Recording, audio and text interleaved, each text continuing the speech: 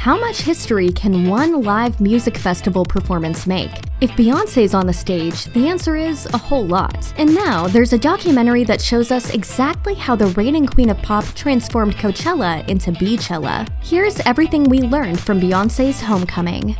In April 2019, the Formation singer released a 40-track homecoming live album, along with a documentary of the same name. And she also finally put Lemonade on every major streaming platform that Jay-Z doesn't already own. The documentary offers a glimpse into the many sacrifices Beyoncé made so that Coachella could happen, and she did it all just a year after the traumatic pregnancy that almost claimed the life of one of her twins. In other words, there's basically nothing Bey can't do, except eat carbs. One thing's for sure.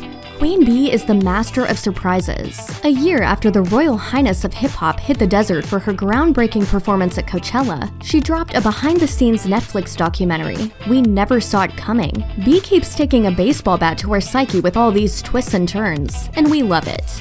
Music festivals are a notorious boys' club, but leave it to Bey to break down gender barriers for her landmark Coachella performance. Coachella, thank you for allowing me to be the first Black woman to headline Coachella. The festival, of course, came to be known as Beychella, an event in which Beyoncé owned the stage and reminded us all that girls do, in fact, run the world. Beyoncé wanted to create a show that would celebrate Black culture. To do so, the Lemonade singer drew from her childhood. As Vox reports, she conjured a reference that would likely be almost entirely lost on Coachella's predominantly white audience.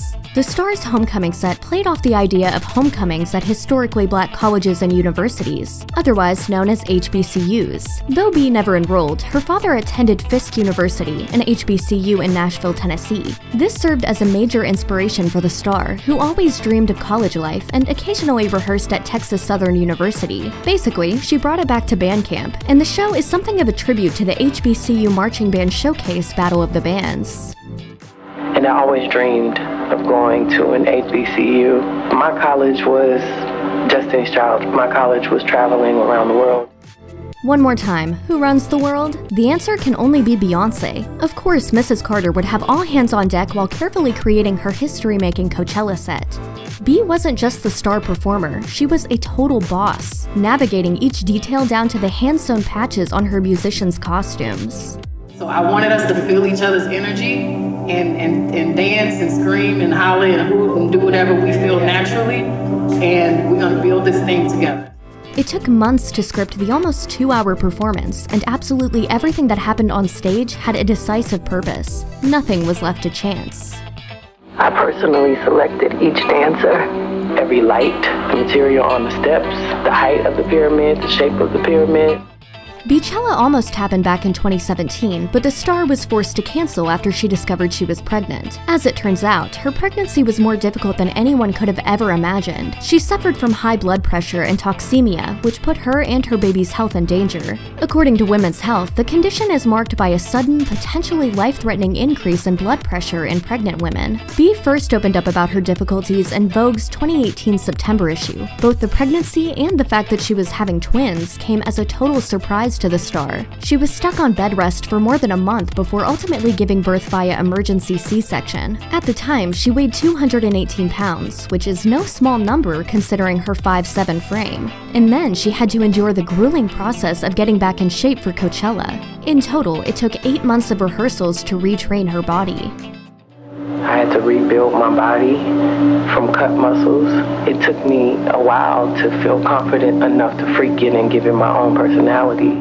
Beyoncé is the type of woman who carries hot sauce in her purse. Yes, this is a real thing that she does, because she's a highly relatable queen who happens to know what's up. Left to her own devices, she's happy to slurp down a Slurpee or two, and she reportedly even used to have an affinity for honey buns, those sticky, sweet calorie bombs. For a woman who literally boosted Red Lobster sales because she happened to reference the restaurant in Formation, we imagine her pre-Coachella diet was absolutely torturous. In fact, it's torturous enough just to hear about it.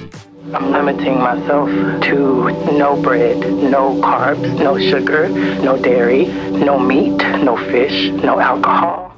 And yes, she was hungry. Although it's unclear what the star actually could eat beyond vegetables and the hot sauce that was presumably stashed in her purse, there's no denying she was unbelievably fit during her performance. After giving birth to Blue Ivy in 2012, the star previously managed to lose around 60 pounds. She's nothing if not impressive.